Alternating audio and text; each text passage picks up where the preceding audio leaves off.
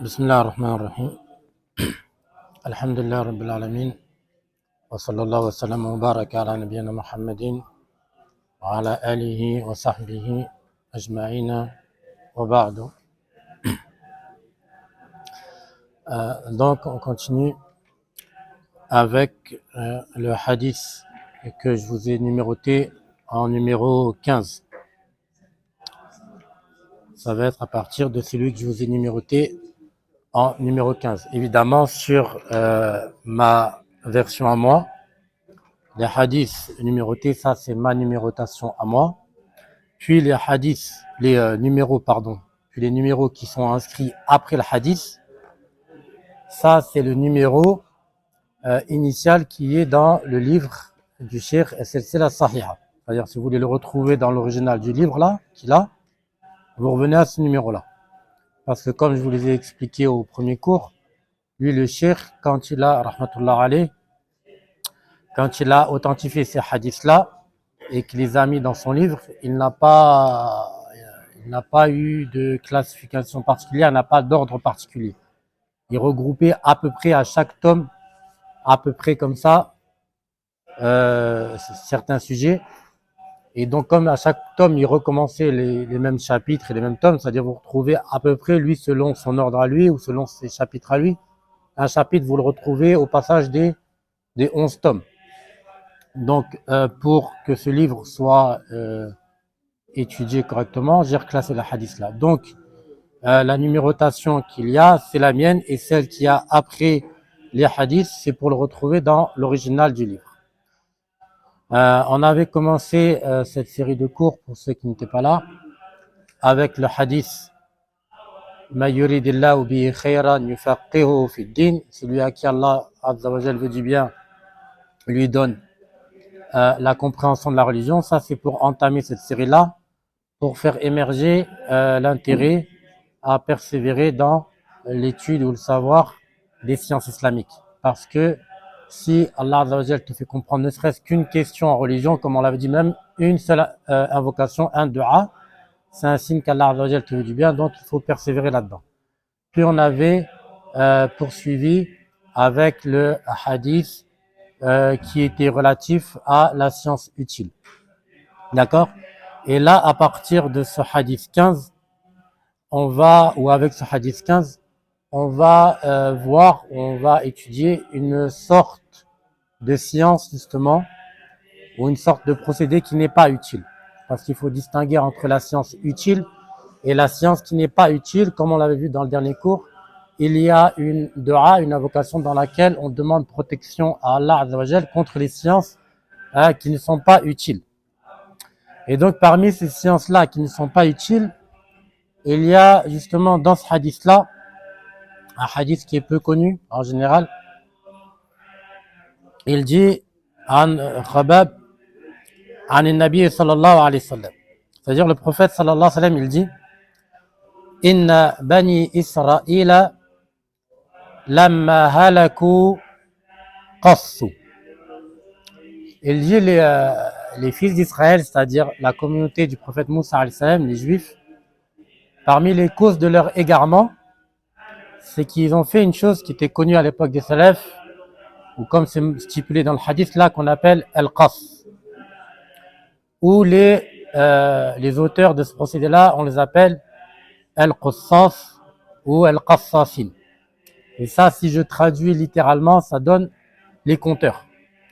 C'est-à-dire, là, il va le faire allusion, comme on va le voir après dans la définition, il va faire allusion à un procédé dans la da'wa qui consiste à se baser sur le fait de compter des histoires.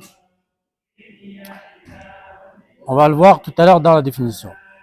Ce hadith-là, comme on le voit ici, Cheikh Al-Albani, rahimahullah, il l'a mis dans As-Silsila As-Sahiha, c'est-à-dire qu'il a authentifié ce hadith-là. Là, on va voir que lorsqu'on revient au numéro du hadith que le Cheikh, lui, c'est-à-dire qui correspond à son livre, dès qu'on lit dans le takhrij du hadith, dans l'étude du hadith, on voit qu'il n'a pas exactement authentifié, il a qualifié de Hassan.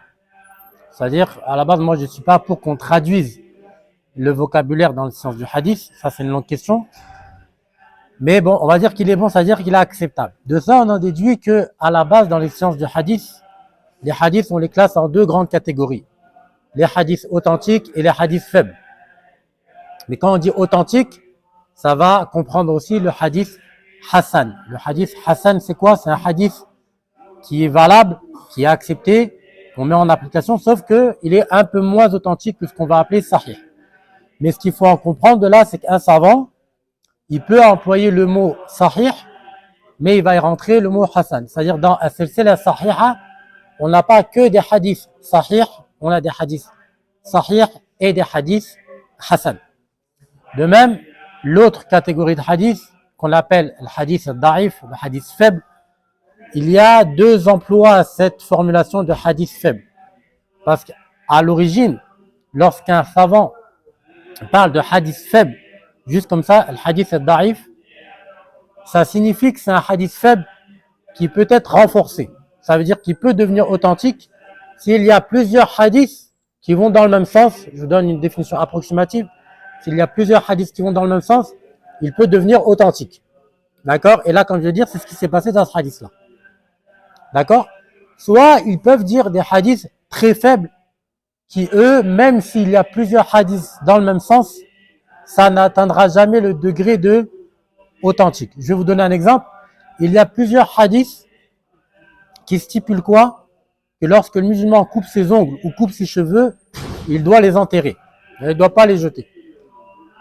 Il y a une dizaine de hadiths qui vont dans le sens-là. Sauf qu'ils sont tous faibles, très faibles. C'est-à-dire même tous réunis, ça donne pas un hadith authentique. Parce qu'ils sont tous très très faibles, en fait. D'accord? C'est vrai qu'il a été rapporté chez certains salafs le fait qu'il est préférable que lorsqu'on se coupe les cheveux ou les ongles, on les enterre. Mais moi, en tant que hadith attribué au prophète sallallahu alayhi wa sallam, ils sont tous faibles, la dizaine, très faibles, de sorte qu'ils ne donnent pas un hadith authentique. Là, le hadith là, qu'on a là, Inna bani Israël, lamma halaku qassu, que les fils d'Israël, lorsqu'ils se sont égarés, ils ont employé ce procédé-là, le fait de compter des histoires. Lui, le cheikh, il dit qu'il est Hassan en soi. Après vérification, il aperçoit qu'il y a deux chaînes de transmission qui sont de ce hadith-là. L'une renforce l'autre, et ça a donné ce qu'on appelle dans les sciences du hadith, un hadith Hassan li ghayrihi. Mais bon, en somme, il est authentique, ce hadith-là. Il s'agit de quoi dans ce hadith-là? Quand le prophète sallallahu alayhi wa sallam, il dit, les juifs, quand ils se sont égarés, ils ont compté les histoires. Parce que faites attention à l'ordre du hadith. Là, dans cette version-là, il est dit, lamma halaku qassu. C'est-à-dire, si je traduis littéralement, ça veut dire lorsqu'ils se sont égarés, ils ont employé ce procédé-là. Ils en sont venus à compter des histoires. Dans une version du hadith, c'est l'inverse qui est cité. C'est lamma qassu halaku. Lorsqu'ils ont commencé à compter des histoires, ils ont quoi? Ils se sont égarés. Dans les deux versions, ce qui ressort, c'est que la cause de l'égarement des Juifs, l'une des causes de l'égarement des Juifs, c'est ce procédé-là qui consiste à quoi? À compter des histoires. C'est quoi la définition de ce procédé plus exactement? On a plusieurs savants qui nous donnent une définition. Le principal savant qui a écrit dans ce sujet-là, et on va y revenir à la fin du cours, Inch'Allah, s'il y a le temps, c'est le savant Ibn al-Jawzi. Celui qui est l'auteur d'un livre qui est traduit en français, qui est le livre Talbis Iblis. Je ne sais pas si vous connaissez ce livre-là. En français, il doit avoir un titre qui ressemble Les Ruses de Satan, un truc du genre. C'est l'auteur de ce livre-là.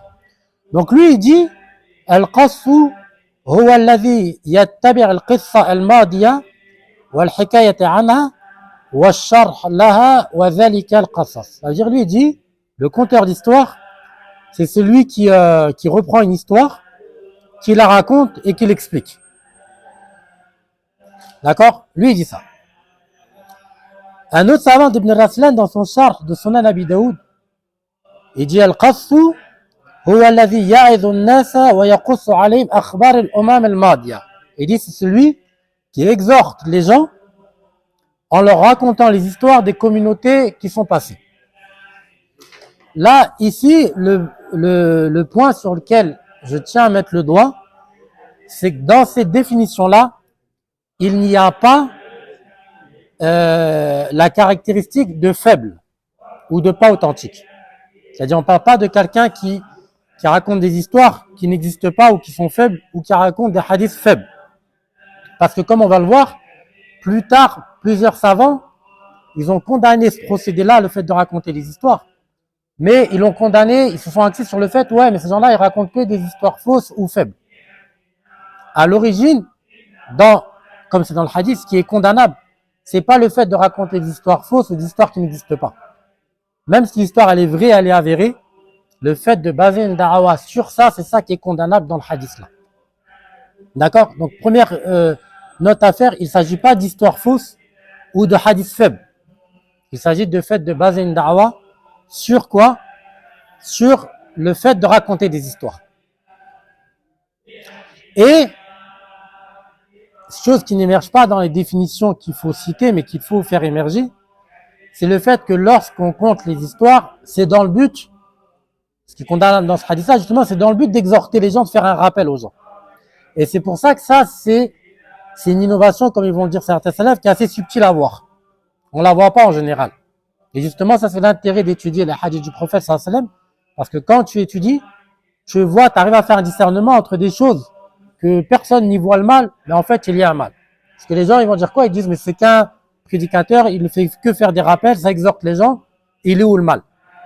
Donc là, ce qui est condamnable, c'est essentiellement, justement, de raconter l'histoire même vraie, dans le but d'exhorter les gens.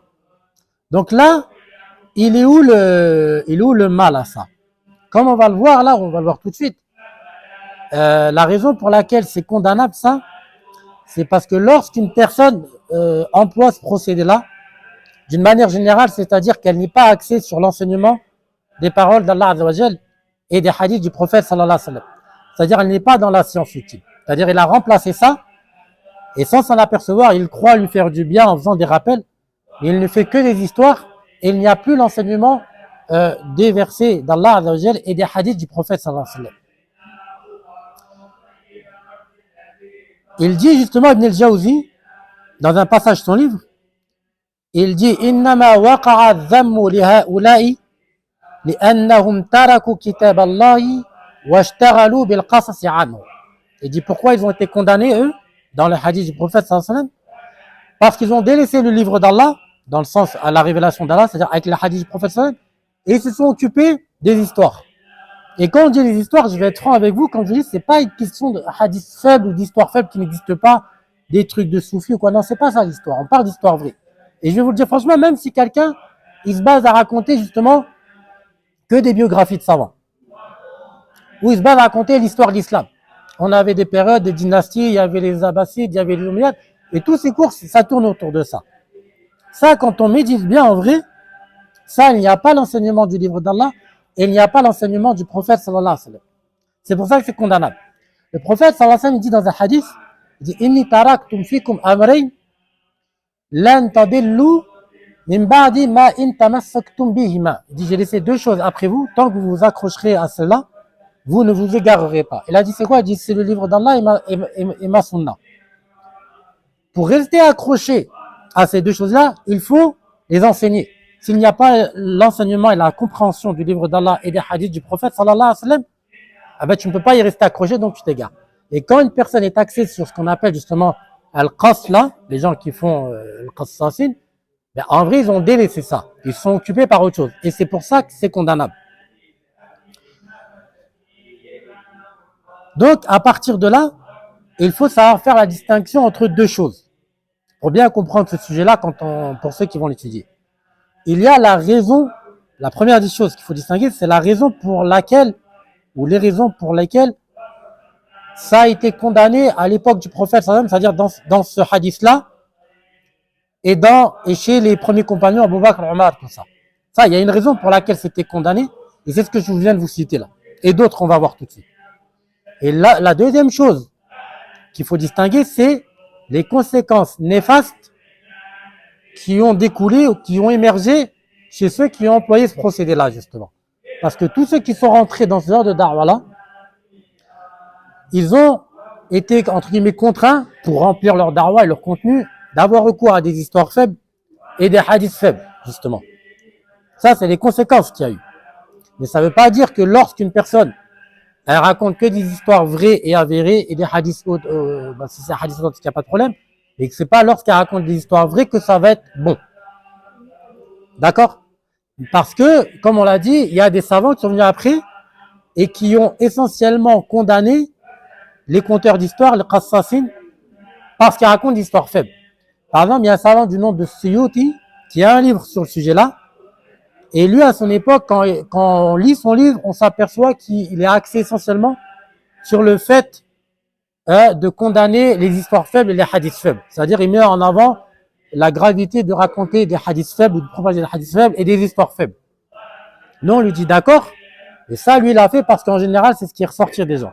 Mais à l'époque du prophète sallam, comme dans ce hadith-là, ce qui était condamnable, ce n'était pas le fait de raconter des histoires faibles, c'est le simple fait de raconter des histoires. D'accord?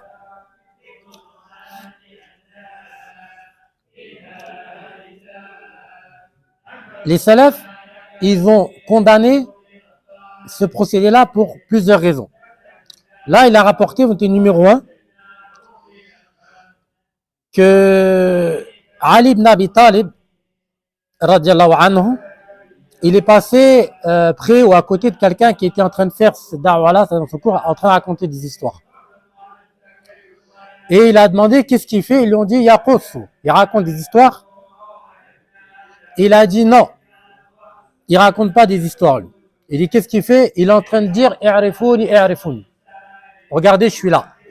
En gros, il est en train de dire qu'avec ce procédé-là, la personne, elle cherche à se montrer, elle cherche à être montrée du doigt et elle cherche à recevoir des éloges. Et ça, c'est ce qu'on même on peut voir de nos jours là. Il y a beaucoup de prédicateurs et ça, c'est une fitna qui a atteint certains prédicateurs. Parce qu'il faut dire la vérité. En général, les cours de fiqh ou les cours de hadith, les cours de sciences islamiques pures, c'est quelque chose qui est assez dur pour le neuf, c'est assez lourd. Donc, pour détendre un peu le neuf, on voit que les gens, ils sont plus quoi? Ils sont plus à même, ou ils ont plus de facilité à écouter des histoires. Alors et ça, c'est une fitna par laquelle peut être atteint un savant ou un prédicateur, seulement. Il a plusieurs cours de sciences islamiques et tout, il voit qu'il n'a pas beaucoup de suiveurs. Par exemple, de nos jours, il a des réseaux sociaux, tout ça, il voit qu'il n'a pas beaucoup de suiveurs. Alors, il va avoir recours à ce genre de procédé-là. Il dit pourquoi? Parce que là, j'ai beaucoup de suiveurs, j'ai beaucoup de vues, il y a beaucoup de monde qui me regarde, j'ai beaucoup d'auditions comme ça. Et là, on revient, c'est ce qu'il dit Ali ibn Abi Talib. Quand il a vu un prédicateur faire ça, il a dit non, il raconte pas, lui, il n'y a pas de haine là. Lui, il est juste en train de dire regardez-moi, il cherche du public, il cherche à être montré du doigt. Donc ça, c'est la première raison, ou l'une des raisons pour lesquelles ça a été condamné à l'époque des salafs par Ali ibn Abi Talib, c'est le fait qu'en fait, là-dedans, il y a de l'ostentation, on cherche juste à être montré, on cherche juste du public. La seconde raison, qui est arrivée à l'époque de Muawiyah, radiallahu anhu, que lui aussi, il est passé à côté de quelqu'un qui racontait des histoires. Et je vous résume le asar parce qu'il est un peu long. Et il a dit quoi, Muawiyah? Il a dit, Ya ma'shar al-Arab, la illam taqumu bima jaa bi Muhammad sallallahu alayhi wa sallam, la ghayru dhalika ahra an la taqumu bihi. Il a dit, si vous ne faites pas ce que le prophète sallallahu alayhi wa sallam a fait, tout ce qu'il n'a pas fait, ah ben c'est-à-dire c'est plus à même à ne pas être fait. C'est-à-dire là, il fait allusion au fait que justement c'est une chose innovée, ça rentre dans l'innovation. C'est un procédé qui n'existe pas à l'époque du prophète sallam et des califes comme on va le voir. Donc c'est une innovation aussi. Et ça, il y a d'autres compagnons qui l'ont condamné de ce point de vue-là. Donc il y a la question numéro 1, comme on l'a dit, c'est que c'est délaisser le livre d'Allah et la sunna du prophète sallam. La seconde chose, c'est que c'est un procédé qui ramène l'ostentation et la recherche du public, le fait d'être montré du doigt. Et là, la troisième, c'est que c'est innovation. Il y a aussi Ali, dans une autre version, il a dit à ce sujet-là, le sujet de raconte l'histoire, il a dit laqad ibtada'ta bid'ata dalala aw innaka la ahda min Muhammadin sallallahu alayhi wa sallam wa ashabu. C'est-à-dire que quand il a vu quelqu'un raconter l'histoire-là, il lui a dit tu as innové une innovation où tu te crois meilleur que le prophète sallallahu alayhi wa sallam. Donc ça aussi, ça tourne autour de l'innovation. Pareil, Abdullah bin Mas'ud, dans un asar, il est venu dans une assise où ça racontait des histoires et il a dit en résumé Il dit Inni wallahi ma ataytukum lin najlis. Il dit par Allah, je suis pas venu pour m'asseoir, vous écoutez. Il a dit walakin ra'aytukum sana'tum al-yawm shay'an ankarahu al-muslimuna fa iyyakum wa ma ankarahu al-muslimun. Il a dit je suis venu condamner parce que je vois que vous faites une chose que les musulmans, c'est-à-dire les premiers musulmans, les premiers compagnons condamnés. D'accord? Donc ne faites pas ce que les premiers musulmans ont condamné.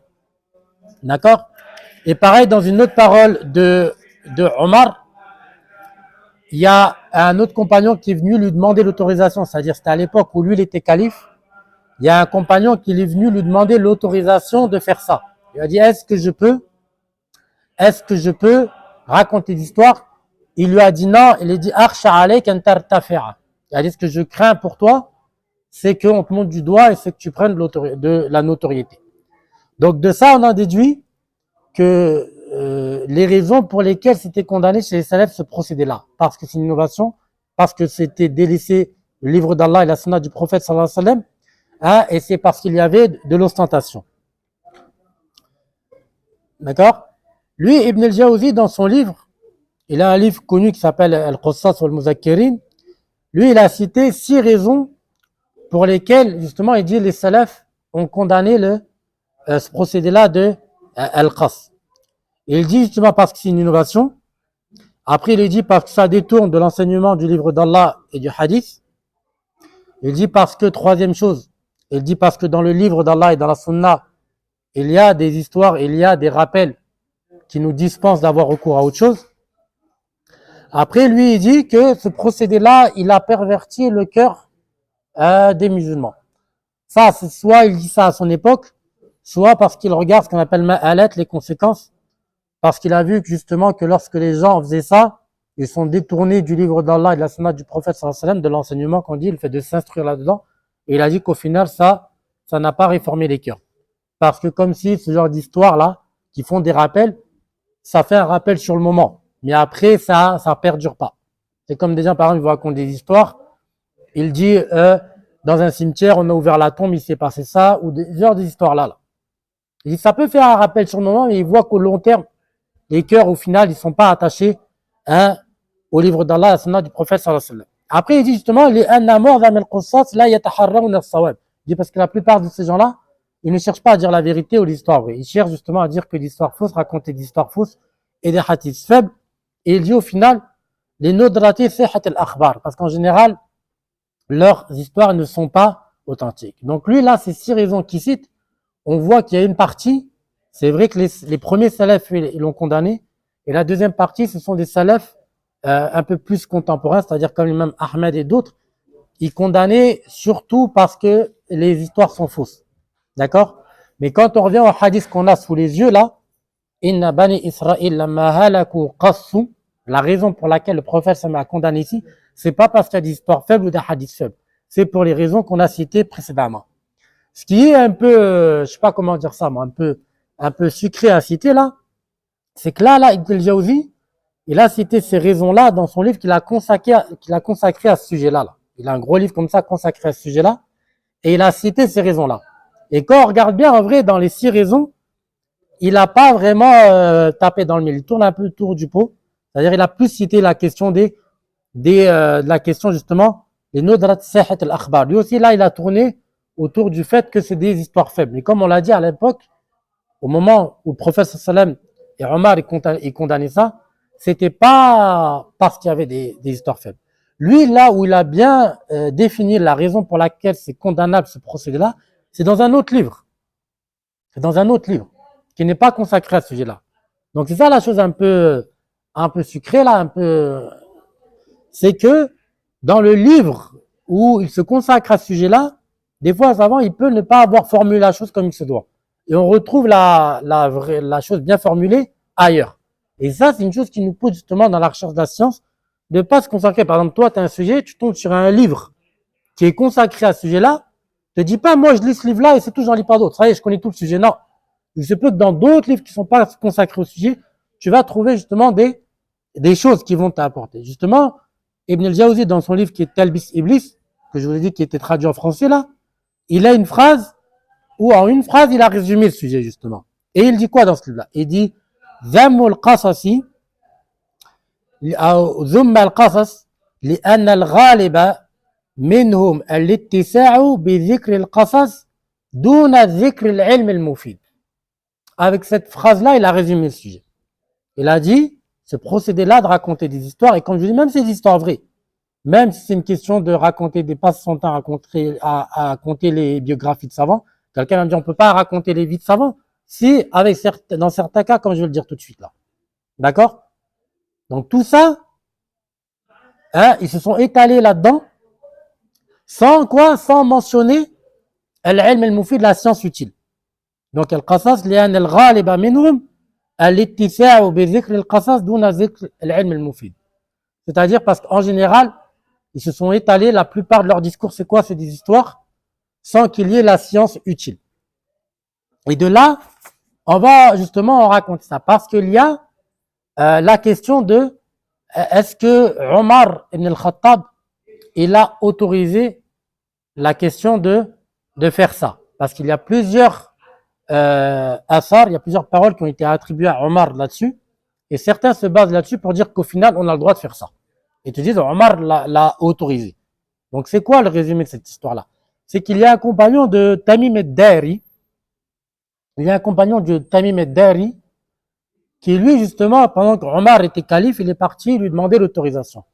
Et il lui a dit, est-ce que je peux faire les histoires? Alaykoum salam wa rahmatullahi wa barakatuh. Jazakallah khair.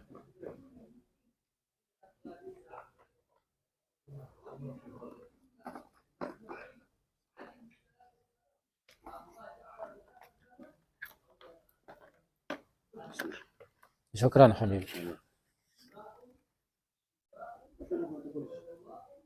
Et donc, Tamim ad-Dari, il est parti voir Omar et lui a demandé la permission de faire ça, de faire des cours où je raconte des histoires. Dans une version, Omar, justement, il lui a dit si tu veux. Il a dit in shi'ta. Donc les gens, ils se sont basés là-dessus, ils se sont dit rien, il a dit si tu veux, c'est une autorisation. Et moi, je vous ai dit quoi? Je dis en général, dans les sciences islamiques, ce qu'il faut faire, je dis bien ce qu'il faut faire, comme je vous dis, quand il y a un hadith, ou un athar, ou une parole d'un compagnon, quoi, il faut chercher toutes ces variantes, toutes ces versions. Ouais, toutes les façons dans lesquelles a été rapportée l'histoire, pour bien comprendre le sens. Que ce soit un hadith ou une parole de compagnon. Parce que comme je vous l'ai dit, lorsqu'on réunit toutes les variantes, on peut tomber sur des éléments qui vont venir nous éclairer. Et comme je vous dis, à cette époque-là, il n'y a pas lieu d'avoir de la paresse. Pourquoi? Parce que on a des moyens, l'ordinateur, des moteurs de recherche, tous les livres sont PDF. En quelques clics, tu peux avoir les livres sous tes yeux. À des époques, il fallait voyager pour trouver un livre ou pour consulter un livre dans une bibliothèque. À l'époque, il n'y a pas d'électricité, il te faut la bougie, etc. Donc, à l'heure actuelle, avec les moteurs de recherche et les applications qu'on a, et etc., il n'y a pas lieu d'avoir cette paresse-là. Tu étudies un sujet, tu l'étudies correctement, complet. Tu as un hadith, tu cherches toutes ces variantes, toutes ces versions-là. Donc là, dans ce asar-là, Omar lui dit si tu veux. D'accord. Et quand on réunit toute l'histoire, où ses compagnons de Tamim ad-Dari, il est venu le questionner, dans une autre version, quand il lui a dit si tu veux, en même temps, il lui a fait un signe de la main là sous la gorge, comme quoi ça allait t'égorger de faire ça. C'est-à-dire ça, c'est zap. Et dans une autre version, il est venu le mot zap. Il lui a dit si tu veux, mais ça, c'est un zap, ça t'égorge. Dans une autre version encore, il lui montre, il lui dit la raison. Il lui a dit justement, comme on disait tout à l'heure, parce qu'avec ça, tu vas être montré du doigt, arshan tartafi'a. Je crains pour toi que tu sois élevé, qu'on te montre du doigt la notoriété. Donc, la question de inché tala, si tu veux, ça ne veut pas forcément dire la permission. Ça ne veut pas dire je te l'autorise. Ça veut dire justement, c'est une manière de dire mise en garde des fois. Et ça, vous le retrouvez dans le Coran, dans Surat Al-Kahf. Quand Allah Azza wa Jal dit quoi? فَمَنْ شَاءَ فَلْيَكْفُرْ. Que celui qui veut, il me croit. Ça veut dire qu'Allah Azza wa Jal t'a donné la permission de me croire. Non. Ça, c'est un procédé qu'il a dans la langue arabe. Pour des fois, justement, condamner. Si tu veux, fais-le. C'est comme si là, j'ai une tasse de thé extrêmement chaude. Et mon fils, il me dit, je peux la prendre. Je dis, vas-y, si tu veux, mais ça brûle. Est-ce que je lui dis qu'il a l'auto? Non. C'est un si tu veux, fais attention. D'accord? Et là, c'est ce qui s'est passé quand on réunit toutes les variantes de l'histoire là.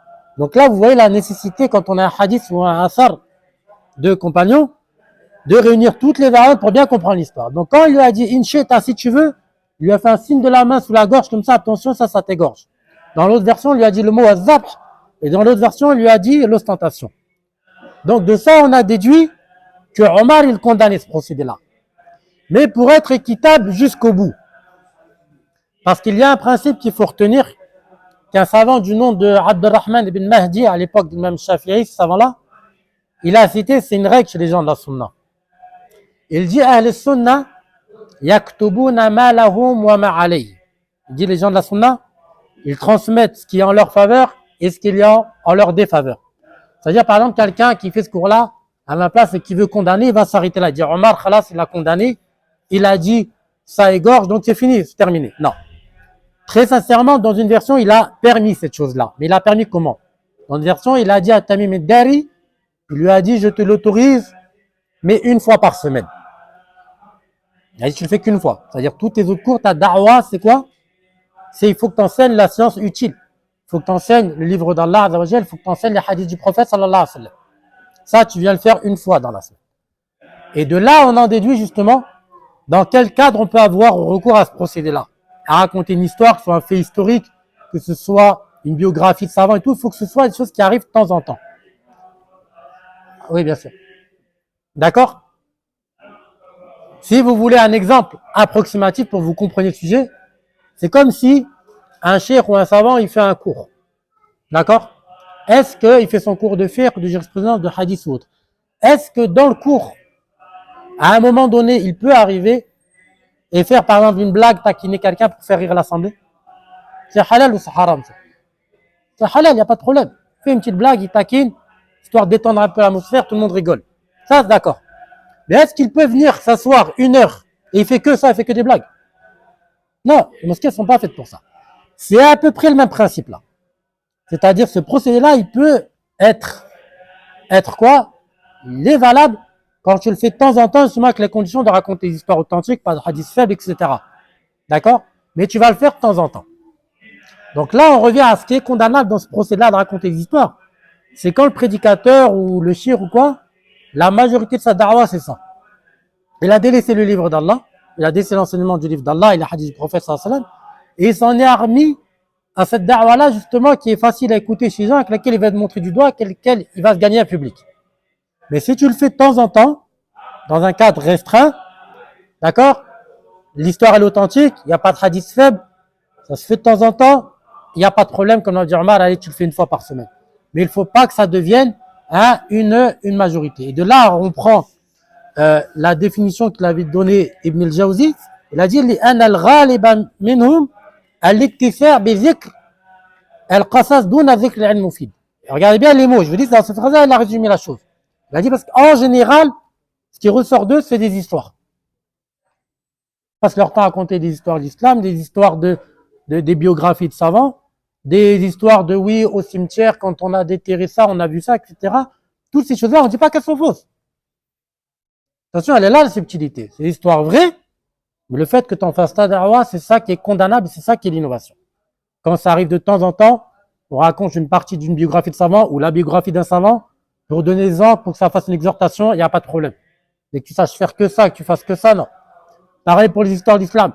Tu veux raconter un contexte particulier qui s'est passé, il y avait tel dénacier, il y avait tel gouverneur, il s'est passé ça, il n'y a pas de problème. Quand c'est dans un cadre, il y a une faïda, il n'y a pas de problème.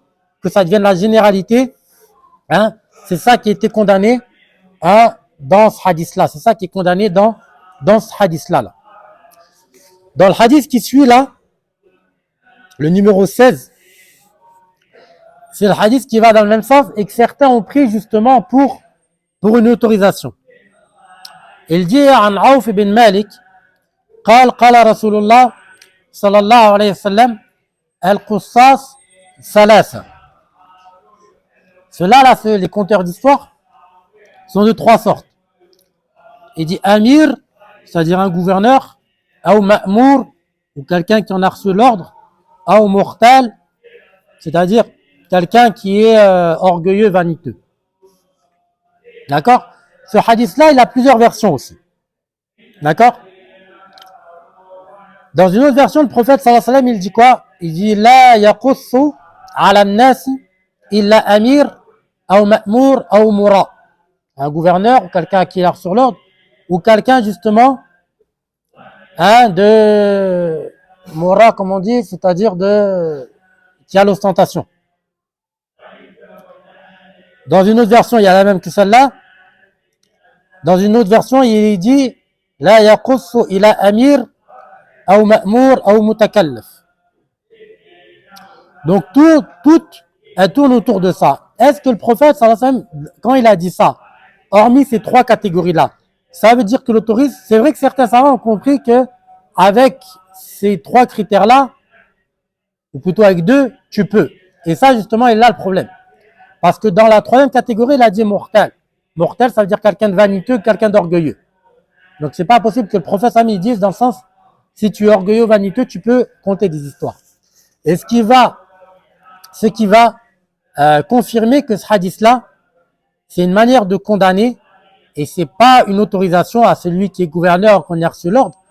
C'est qu'il y avait un compagnon du nom de Ka'b ibn Malik, justement, qui lui avait commencé à faire ce procédé-là. Et l'autre compagnon du nom d'Abdurrahman bin Auf, il est venu l'arrêter. Donc il y avait un compagnon qui faisait ça, et l'autre compagnon, il lui a dit non, il ne faut pas faire ça. Il lui a dit pourquoi, et justement, il lui a cité le hadith là. Il lui a dit Al-Qussas Salas, Amir ou Ma'mour ou Mukhtar. Et quand l'autre compagnon, Ka'b ibn Malik, il a entendu ce hadith là, il a arrêté de faire ça. Il a tout de suite arrêté. Ça veut dire que là, la compréhension du compagnon, justement, c'est que ce hadith-là, il ne prouve pas que c'est une autorisation de faire raconter l'histoire, mais que c'est une manière de condamner. On a juste une question qu'il faut traiter. C'est la question de quand a émergé ou qui est le premier à avoir fait ce procédé-là. Là. Parce qu'il y en a, ils nous disent c'est arrivé à l'époque de Omar, justement, avec ce que je vous dis, avec l'histoire avec Tamim ad-Dari. Quand il lui a posé la question est-ce que je peux, et il a dit dans une version si tu veux, dans l'autre version ça t'égorge, et dans l'autre version il y a l'ostentation, et dans la quatrième il y a oui une fois par semaine, le vendredi. D'accord? Donc là, il y en a ils disent ça, c'est le dalil que c'est apparu à l'époque de Omar ibn al-Khattab. D'autres savants nous disent non. Ils nous disent les premiers à avoir fait ça, ce sont les Khawarij. D'accord? Et là, on va régler cette question-là en 2-3 phrases. Mais la première chose que je veux que vous souligniez, que vous appreniez là, quand chez les savants, on dit telle chose, le premier à l'avoir fait ou les premiers à l'avoir fait, c'est un tel. La question du premier là, chez les savants, il y a deux façons de le faire. Et il y a pas mal qui ne distinguent pas ces deux façons-là. Et d'autres, ils vont classer les autres en disant qu'ils ont fait des erreurs. C'est quoi? La première, c'est simple, c'est de rechercher exactement c'est qui le premier à avoir fait telle chose. D'accord? On va fouiller vraiment dans l'histoire, on va gratter jusqu'à voir qui est le premier à avoir fait telle chose. Ça, c'est la première façon. Mais des fois, les savants ils disent le premier à avoir fait telle chose, c'est un tel, mais ils ne veulent pas dire le premier à l'avoir fait, ils veulent dire le premier à l'avoir propagé. Le premier par qui cette chose-là s'est fait connaître. Et je vais vous donner un exemple. Dans les sciences du hadith, il y a la recherche, justement, qui est le premier à avoir employé ou avoir utilisé la question, le hadith al-Hassan. L'appellation ou la terminologie, le hadith al-Hassan, comme je vous l'ai dit. C'est qui le premier? Trouvez par exemple des passages chez Cheikh l'Islam ibn Taymiyyah, et vous dites le premier à avoir employé le hadith al-Hassan, il dit c'est l'imam al-Tirmidhi. D'accord? Donc lui il dit c'est comme ça Ibn Taymiyyah. Il dit le premier, c'est Tirmidhi. Et il y en a, ils vont dire quoi? Il dit Ibn Taymiyyah, il se trompait. Et pourquoi? Il dit parce qu'avant Tirmidhi, on a trouvé des savants qui l'ont employé. Par exemple, l'un des churs de l'imam Bukhari, qui est le fameux Ya'qub bin Shayba, lui, il a employé le mot hadith Hassan. Et ça, c'est avéré, c'est certifié. Donc, comment on répond à ça? Là, il dit, c'est clair, Ibn Taymiyyah s'est trompé. Non, attention. Parce que justement, ici, quand on dit Tirmidhi, c'est le premier à avoir employé le hadith al-Hassan, c'est dans le sens, c'est à cause de lui que cette appellation-là, elle s'est propagée, elle s'est fait connaître, et elle s'est fait utiliser, que d'autres savants l'ont utilisé après lui. C'est lui qui l'a propagée. Donc, comme c'est lui qui l'a propagé, ça a été attribué à lui. On dit le premier, c'est Tirmizi. Un autre exemple, dans la science des sectes, la secte Al-Jahmiya, les Jahmites là. Ça a attribué à qui ça? Pourquoi on les appelle Jahmiya? Parce qu'ils disent, l'auteur ou le fondateur, c'est Al-Jahm ibn Safwan. Donc ils lui ont attribué la secte à lui. Ils disent c'est lui le premier. Or, lui c'est l'élève lui.